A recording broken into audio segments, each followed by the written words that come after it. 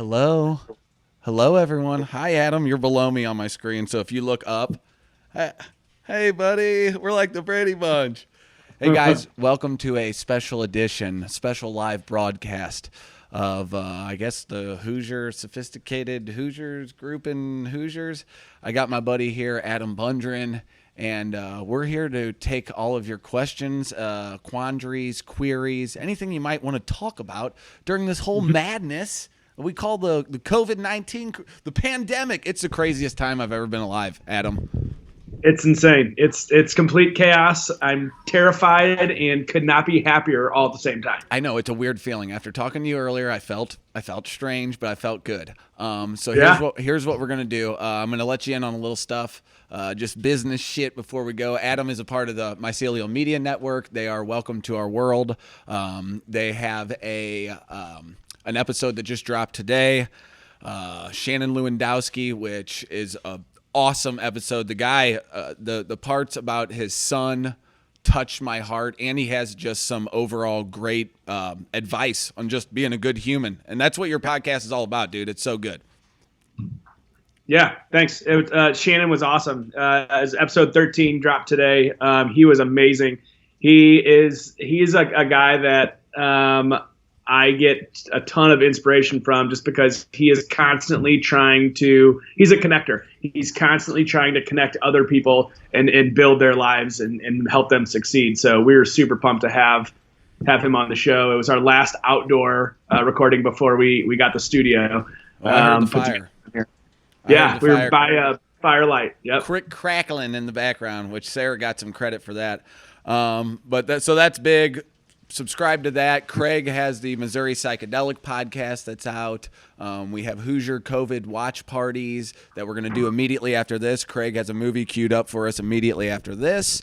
But we also have some other big announcements. Sweet Leaf Emporium is our newest sponsor. The Spanish Society is a new sponsor. Adam, pay attention, goddammit. Sweet Leaf Emporium. We got Spanish Society. And we have Native Hemp Oil, which I wish I had some of. It's the best fucking hemp oil. I've CBD. It's 1,800 milligrams. It's fucking.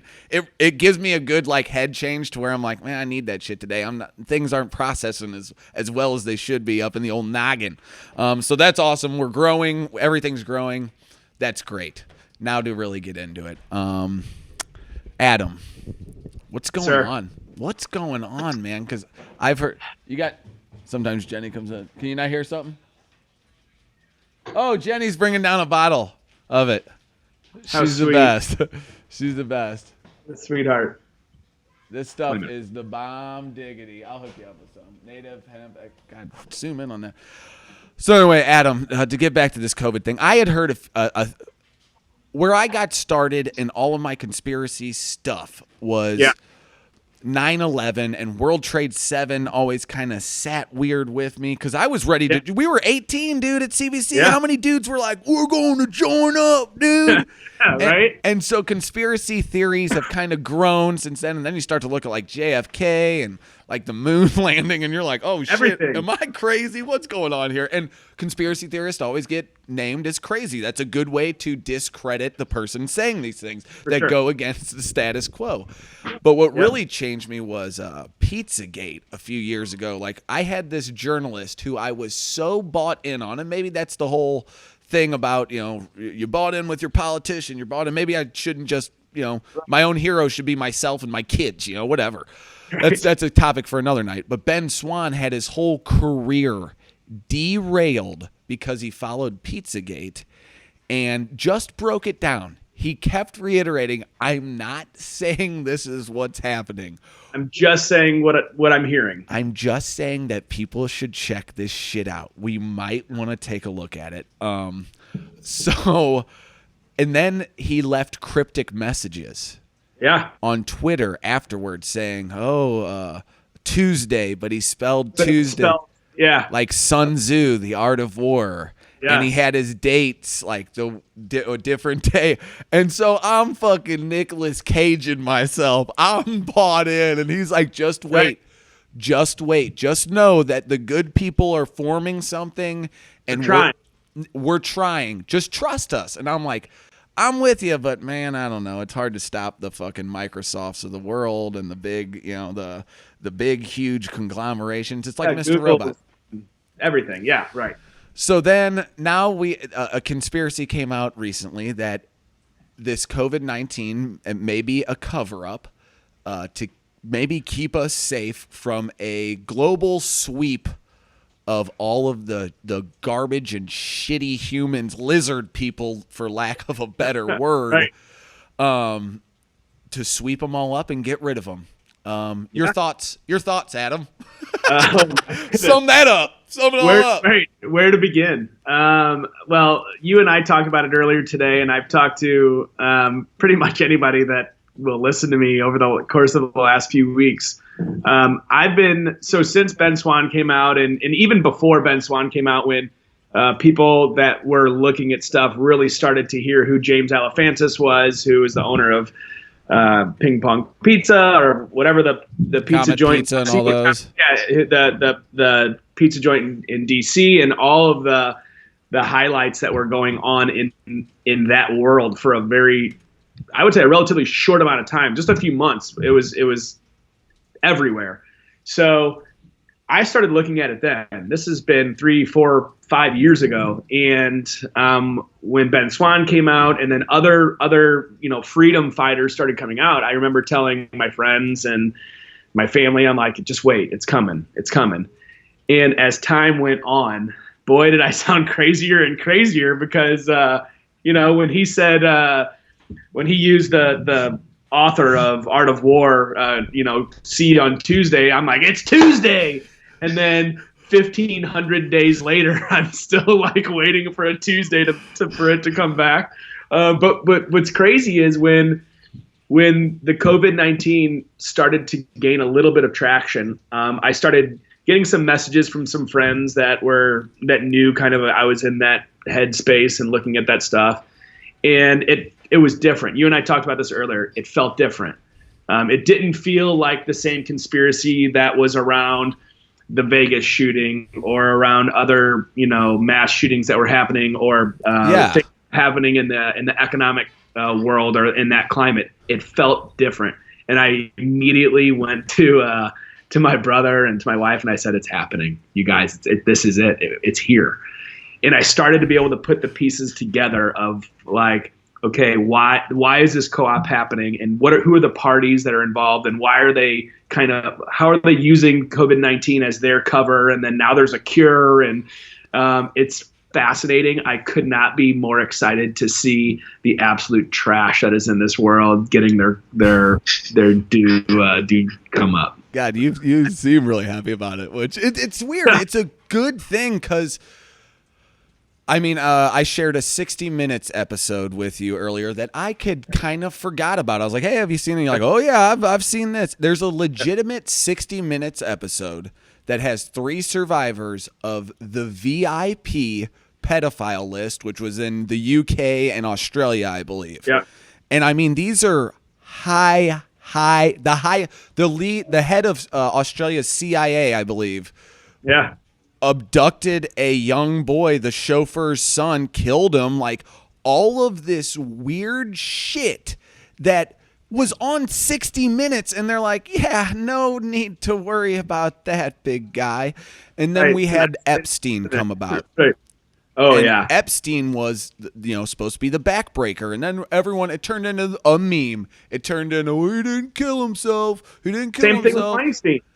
And it's, when you start piecing all the puzzle pieces together with Epstein, you start to think of yourself, I'm a fucking lunatic, man. I'm a lunatic. And what is the good of me even doing this anyway? You always kind of think that with at least I do, with conspiracy theories. It's like, why am I even doing this?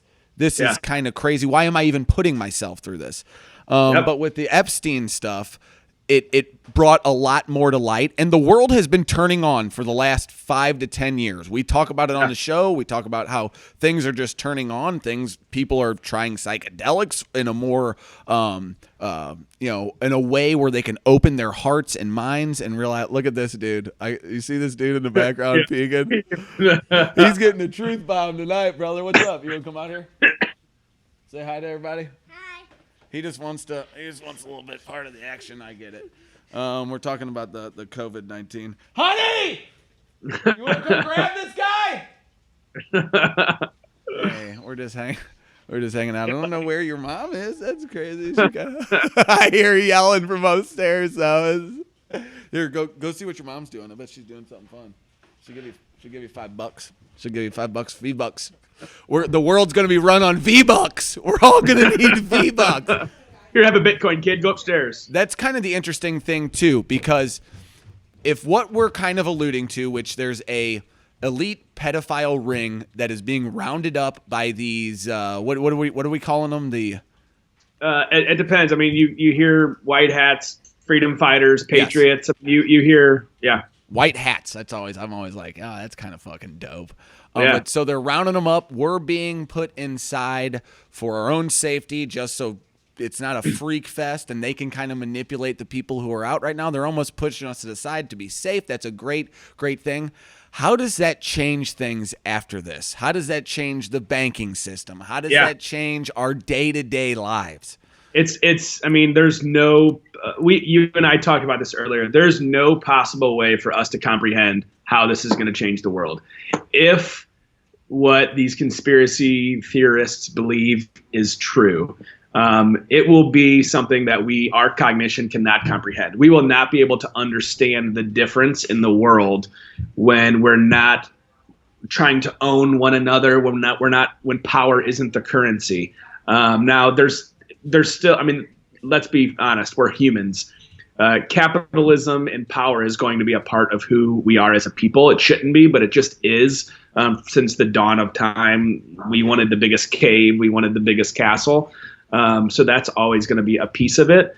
But I think when there's different rules for different income brackets and different rules for different subsets of human species, human race, I think if you can level those playing fields as much as humanly possible, we have no idea what that's like because it's never been that way. It's never, ever, ever been that way. And I don't think it'll ever be that way 100%, but it'd sure be nice to get kind of everybody on at least as close to an even playing field as possible. I would love to see all of the debt that our country has forced us into as citizens go away. I mean, there's you hear baby boomers and people that are a little bit older than that say, well, we did it like that when we were your age. And it's like, well, right, but college didn't cost you 50 years to get out of debt back then, and you weren't in hundreds of thousands of dollars worth of debt for your homes, and this deck wasn't stacked against you from the time you turned 18. You're old enough to die, but you're not old enough to drink, or you can't smoke this, or you can't do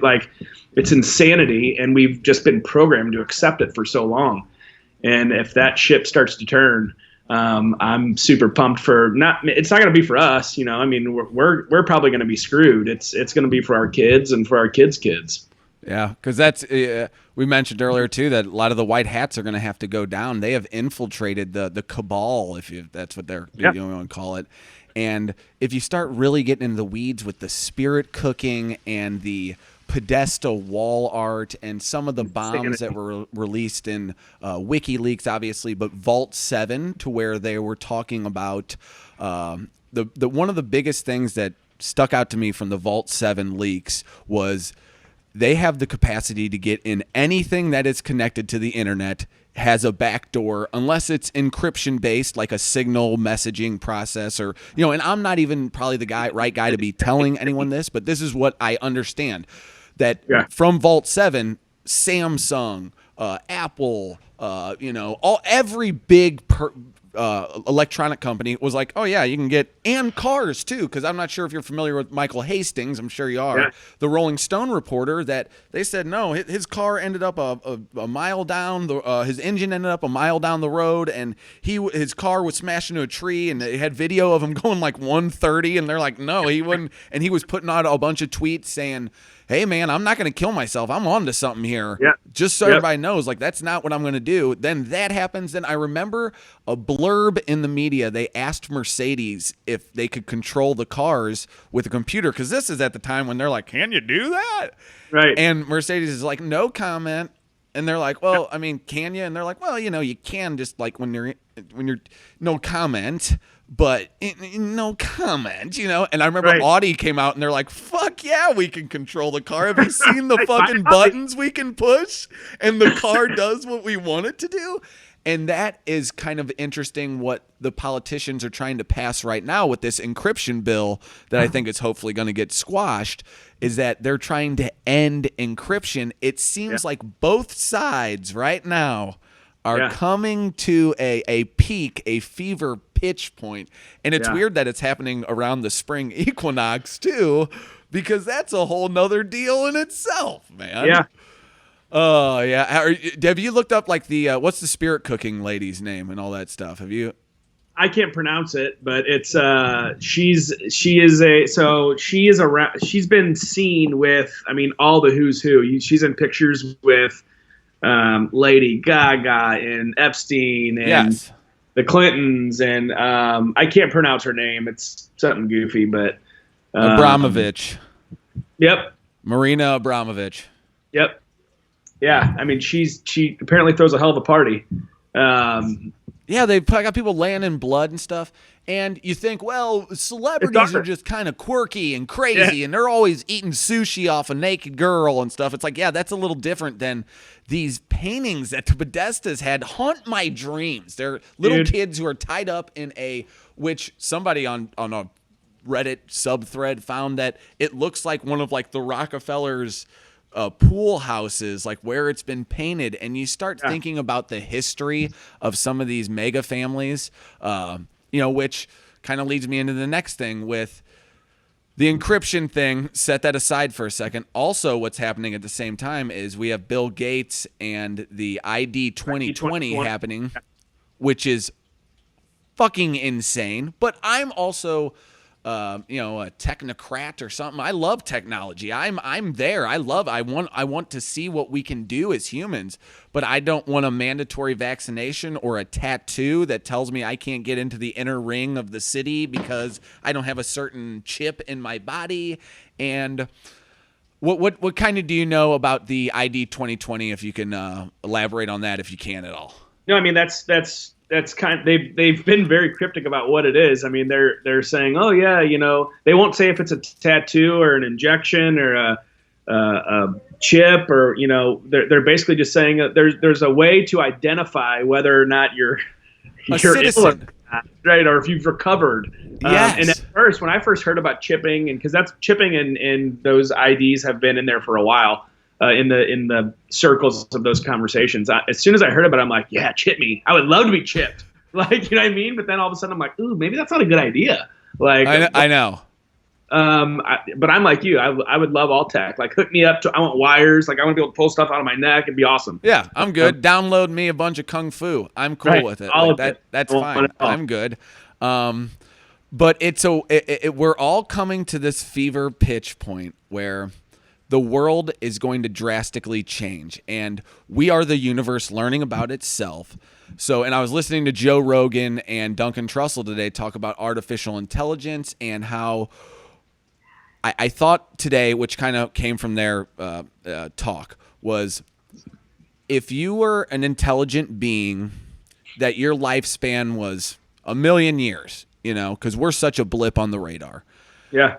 We have ants that live at our feet and build these intricate tunnels, and they kind of do, they move around. We need them. They're a part of the ecosystem. Okay. But their lifespans are super short. We're bigger. I get that. Okay.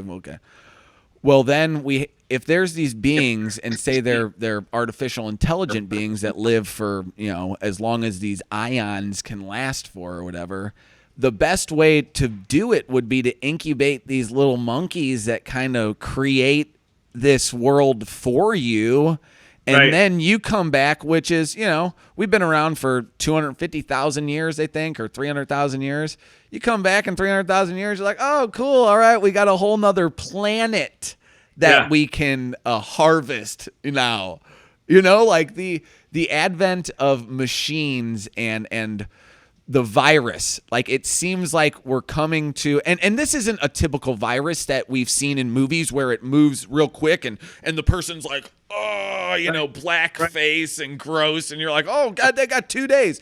This is something that sits inside of you for so long, and you have to be incubated, and you don't know if you have it, and it's killing the people over 80, and you're like, well, it doesn't sound as bad as shutting down the world, but then it starts to make sense if there is a group, a white hat group that says, hey, no, guys, stay indoors. We're going to go ahead and take care of this one. People who know already know. People who don't, stay inside. We got this. Well, not only that, I mean, it's not just keeping us inside to keep us safe, but the lines of who is so blurred. And so to your point of if I send you a text, or if I send you a tweet, or if I send you something, it's known, right? It's known. Yes. Like that. So get everybody inside. Let them kind of freak out and stir a little bit. And what are they going to do? They're going to communicate with other human beings. And how are they going to communicate with them? We're not going to be sending pigeons. We're going to be texting. We're going to be tweeting. We're going to be instant messaging. We're going to be doing all those things. And so not only are we all stuck in our homes, we're going to be stuck in our homes communicating and giving them information on who's who.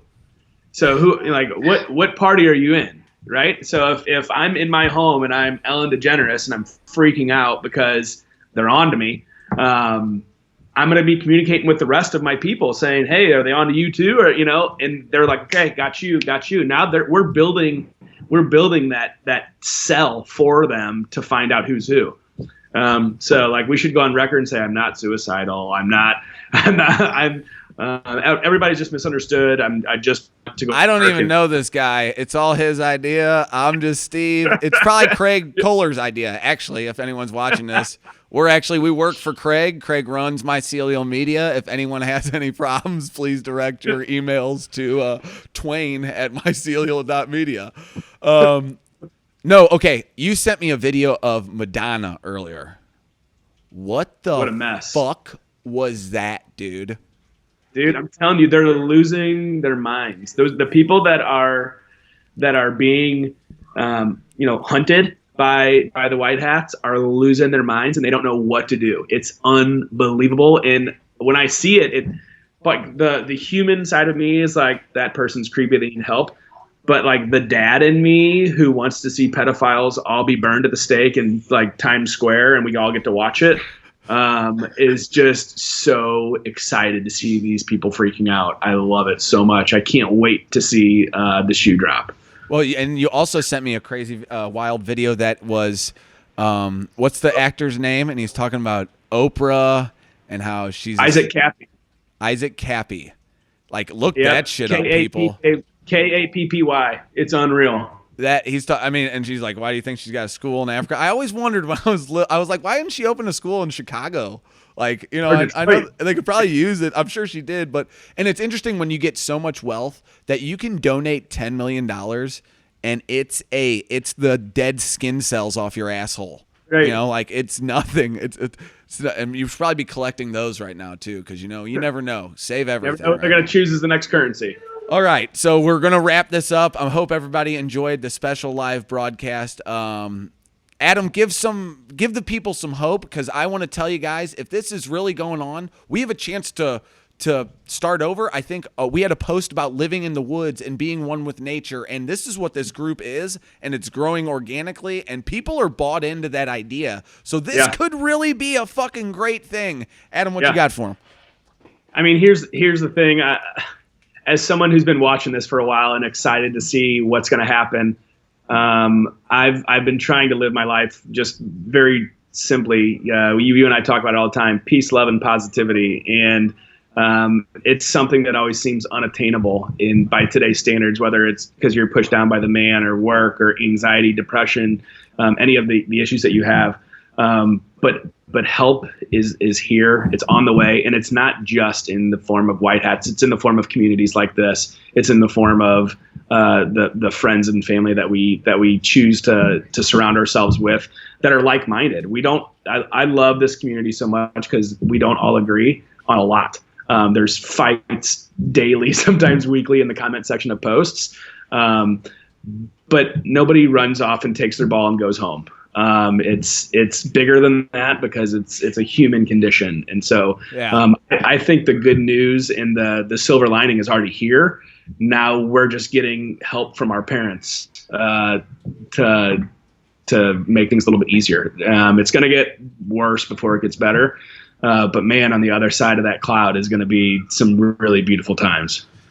Oh, you just fired me up, baby. I also want to say thank you so much. Pam's Paint, your mom's legacy lives on, baby. Yeah, man. The Be Kind legacy lives on. You guys helped donate $500. I don't want to put you on the spot like an asshole, but you did. You did that. Now Aubrey Strong. Follow Aubrey Strong. The Matthews family has more medicine, and the cannabis is working to shrink a 3-year-old girl's cancerous brain tumor. So let that sit in for a while, too. There's a lot of good things happening. You're a beautiful man. I thank you for joining me tonight. Welcome to our world. Who's your sophisticate? Yada, yada, yada. You know it all. We're trying to just connect everybody in a positive, loving way. Let's fucking do it. And let's, fingers crossed, hoping for the best. Am I right? All right. All right, brother. I'll see you. Have a great night and get ready for the watch party here in a minute. I think Craig's got a movie picked out. I'm not sure what he's got picked out. Who knows? It's a good one. All right. See you, buddy.